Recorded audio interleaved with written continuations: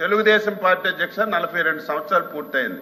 ఈ పార్టీ ఎన్నికల వరకే రాజకీయాలు, ఎన్నికల తరువాత పేదవాడి అభివృద్ధి, రాష్ట్ర అభివృద్ధి ధ్యేయంగా పనిచేస్తున్నాం. మీరు కూడా లాస్ట్ 5 ఇయర్స్ అధ్యక్ష ఏం చేశారు ఒకసారి సీనియర్ మంత్రిగా బొత్స సత్యబాబు గారు ఒకసారి తెలుసుకోవాలి. మేము కట్టినీళ్ళకి రంగులు వేసుకున్నారు, బిల్డింగ్లకు రంగులు వేసుకున్నారు, అన్ని ఎవరు పార్టీ తరఫున పనిచేశారో ఒకసారి గుర్తు చేసుకోవాలి.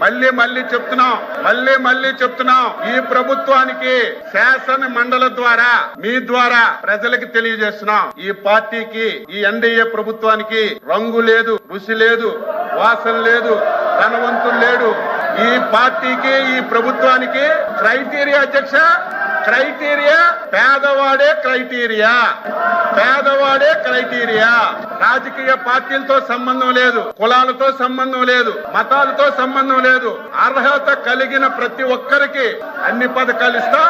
మీరు కూడా అర్హత కలిగిన వారికి ఏవైనా పథకాలు అందకపోతే ప్రభుత్వం దృష్టికి తండి చేస్తాం.